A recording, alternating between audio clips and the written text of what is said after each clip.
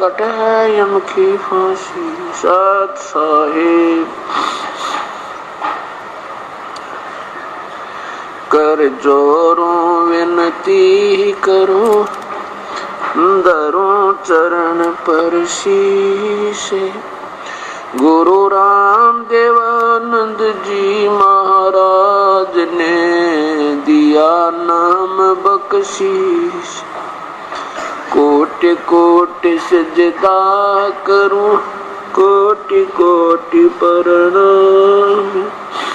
चरण कमल में राखियो मैं बांधी जमूला। अवगुण किए तो बहुत किए, करत न मनिहारे। बावे बंदा बख्श दियो, बावे गर्दन उतार। अवगुण मेरे बाप जी, बख्शो गरीब निवाज। जो मैं पूत कपूत हूँ, वह पिता को लाज। मैं अपराधी जन्म का, नक्सक बरे विकार। तुम दाता दुखे भंजना, मेरी करो समझ। कूता तेरे दरबार का, मोतिया मेरा नाम। गले प्रेम की जेवड़ी, जा खेचो वहाँ जाऊं मैं। तो करो तो बावड़ू, दूर दूर करो तो जाऊं। जो रखो तो ही रहूं, जो देवो सुख।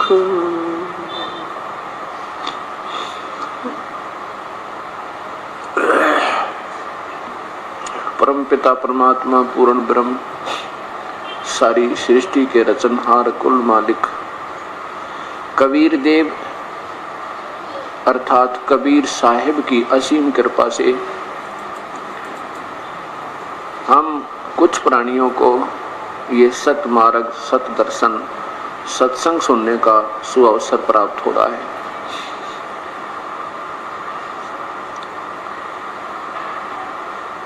परमेश्वर पूर्ण ब्रह्म कबीर साहिब स्वयं ही आते हैं और इस काल के जाल में फंसे हुए हम अनजान आत्माओं को अपने निज घर का, अपने मूल स्थान का, जहां से हम बिछुड़ कर आए हैं, वो परमात्मा आप ही ज्ञान कराते हैं।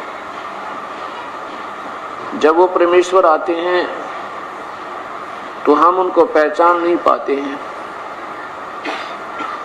जिसके कारण हम अपने भगवान से तो दूर रहते हैं और आन उपासना दूसरे प्रभुओं की साधना में हम लीन रहते हैं, और जिस कारण से हम अपने उस स्थान पर नहीं जा पाते जहां जाने से जीव की फिर कभी जन्म मृत्यु नहीं होती। वो परमेश्वर आकर हमें बताते हैं, लूट सको तो लूटियो, राम नाम की लूटे। पीछे फिर पछताओगे, प्राण जाएंगे छूटे। नहीं भरोसा देही का, विनस जावे छन माही। श्वास उसास में नाम जपो भाई, और यतन कछु नहीं। परमपिता परमात्मा कहते हैं, भाई लूट सको तो लूट लो, या राम नाम की लूट। अगर तुमने कुछ लूटना है तो अब राम नाम की लूट लूट लो।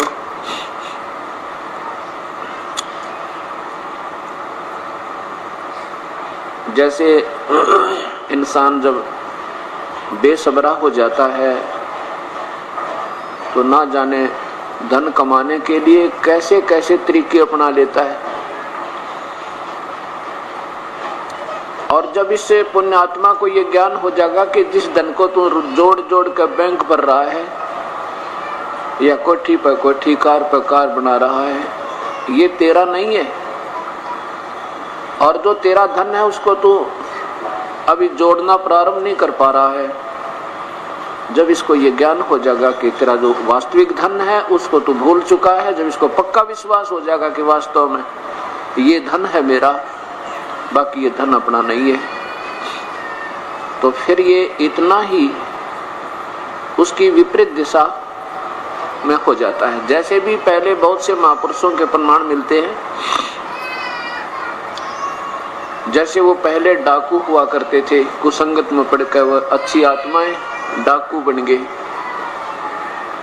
और जब उन डाकू ऐसे बने कि इतने बेसब्रे हो गए कि मनुष्य को मार भी दे, लूट भी ले, एक जगह से फिर दूसरी जगह एक एक दिन में कई अटैक कर दे,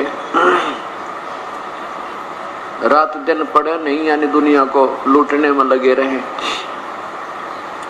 और जब उन कुसंगत में पड़ी हुई यानी कीचड़ में पड़े हुए लाल को और किसी संत ने अपने सत्संग रूपी अमृत जल से साफ कर दिया, फिर उनकी वृत्ति, क्योंकि उनका जो स्वभाव है वो लूटने का था, तो उनको फिर दूसरी दिशा मिल गई राम नाम के धन लूटन की, और उनके हरदम या पक्की जच गई कि ये धन लूटना चाहिए, वो तो गलत था, पाप भी बने थे और वो धन हमारा रहना भी नहीं था।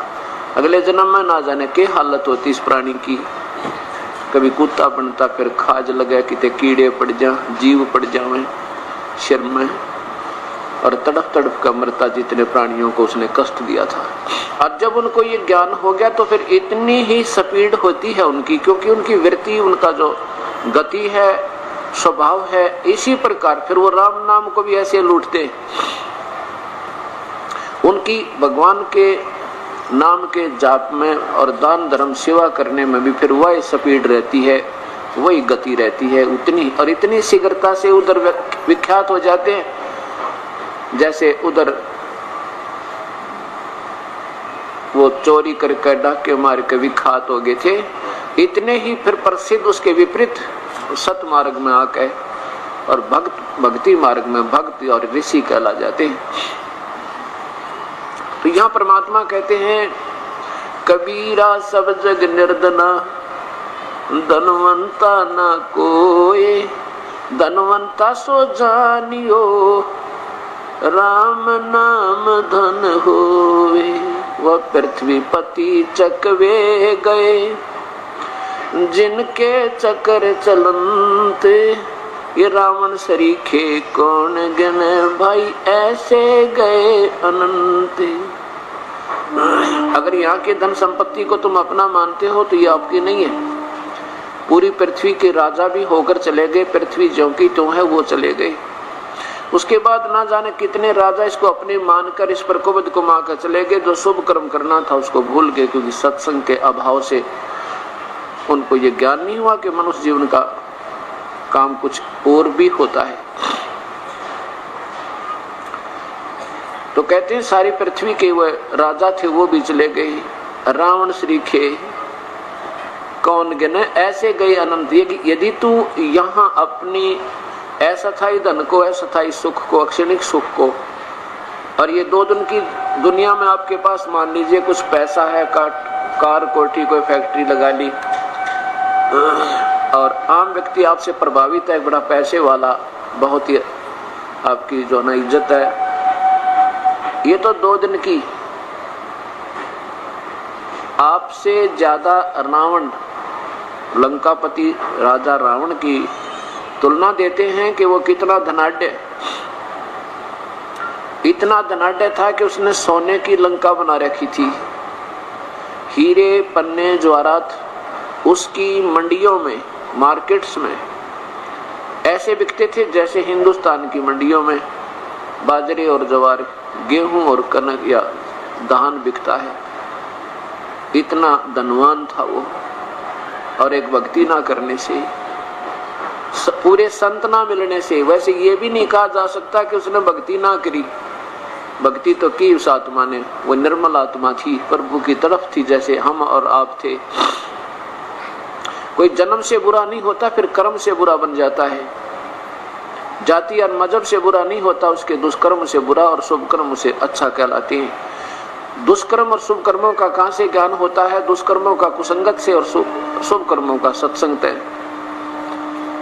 अब जिन संतों ने ऐसी पुण्य आत्माओं को गलत दिशा दे दी, जैसे रावण जैसे थे, रावण की तरफ थी परमात्मा को पाने के लिए, गुरुदेव उसको ऐसे नकली मिल गए जैसे आज हमारे साथ ये हुआ पड़ा है सारे समाज के संग में, जिन्होंने आप ज्ञान नहीं तुम बता क्या रहे हो, और वो गुरु बन बैठे। ऐसे ही रावण के गुरुदेव ने बता दिया चारों वेद पढ़ के कि शिव ही सर्वशक्तिमान है बेटा, यही मृत्युंजय है, सर्वेश्वर है, कालज्ञ है, महादेव है, और इसका ओम नमः शिवाय या अपने मनमुखी नाम बना दे, ओम तत्सत कहते इसका नाम दें, और शिव जी को उद्देश्य बना के इसका जाप कर ले बेटा, तेरे को सारे ठाठ हो जाएंगे, स्वर्ग प्राप्ति हो जाएगी। अब उस रावण ने का क्या दोष कहे?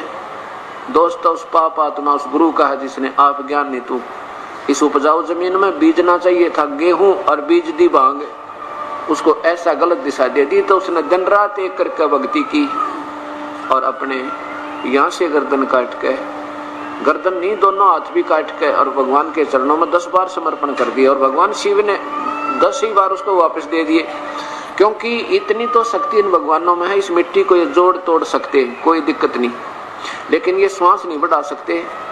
और जैसा उनका सैक्रिफाइस का जो कर्म बन गया उसका फल जरूर दे देते हैं, क्योंकि ये वर्क डन ही दे सकते हैं। और लेकिन ना ये स्वयं मुक्त, ना ये स्वयं अजर अमन, ना ये स्वयं अमर अजर अमर, विष्णु ब्रह्मा और शिव ये स्वयं नाशवान और इनके पुजारी नाशवान। अक्षणिक सुख गीता में इनको बुरी तरह लताड़ा है, जो तीनों गुणों की भक्ति करते, मूर्ख लोग, रुक्ष राक्षस स्वभाव के, रजगुण ब्रह्मा, सतगुण विष्णु, तमगुण शिव जी। अब दोष किसका है? इन गुरु लोगों का, जो समाज को गुमराह कर रहे हैं, शास्त्र के विरुद्ध साधना करवा के इनको दोषी बना रहे हैं, जिसके कारण कोई भूत बना, कोई प्रेत बना, फिर 84 में चक्कर काटे। तो रावण ने भक्ति भी की, लेकिन वह भक्ति शास्त्र विरुद्ध होने से उसको कोई लाभ नहीं हुआ। अब इसको हम लाभ मानते हैं, घर में धन हो गया, ऐसा हो गया, वैसा हो गया, फिर उसका प्रतिफल क्या हुआ? तो यहां परमात्मा कहते हैं कि पूर्ण संत मिले बिना, इसी बात का पवित्र गीता जी गवाही देती है। गीता बोलने वाला भगवान अंत में कह देता है, कर्णन उस परम पिता के बारे में मैं नहीं जानता भक्ति, वो तो कोई संत बतावेगा जो उसका सच्चा संदेश वाहक आएगा। और इसी का प्रमाण चारों वेद देते हैं। यही जो की तो व्याख्या जो पवित्र गीता जी में, वही पवित्र चारों वेदों में, क्योंकि गीता जी चारों वेदों का निष्कर्ष है ज्ञान मार्ग में। और वही प्रमाण पवित्र कुरान शरीफ आपके सामने पेश की जाएगी, वही उसमें प्रमाण है।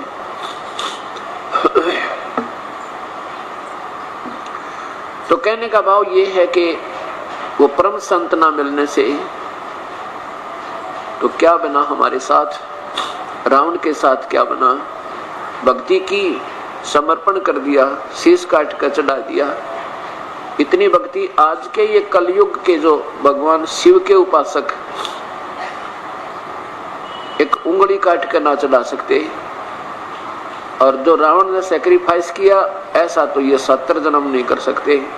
और फिर उसको मिला क्या उस भगवान शिव की उपासना से? वो गुरु गलत मिल जानते हैं, मार्गदर्शक गलत मिल जानते हैं, भोली आत्मा अपना जीवन खो के चला गया, तो राक्षस कहलाया, पाप आत्मा बनाया, कितनों को दुख दिया, भगवान के साथ दुश्मनी ले ली, त्रिलोकीनाथ के साथ। और ऐसा दुष्कर्म जो ऐसे योद्धा को शोभा भी नहीं देता, एक अबला को उठा लेना, अपनी माँ को उठा लिया, सीता को उठा लेना, त्रिलोक जननी, त्रिलोक में ये तीनों माता कहलाती हैं, पार्वती माता, लक्ष्मी माता और सावित्री माता। अब कहने का भाव दास का ये है कि फिर सोने की लंका भी दे दी, धन गणा दे दिया भगवान शिव ने, क्योंकि ये सिद्धि और रिद्धि दे देते हैं। और ये धन, ये ज्यादा धन इस जीव का सबसे बड़ा दुश्मन है।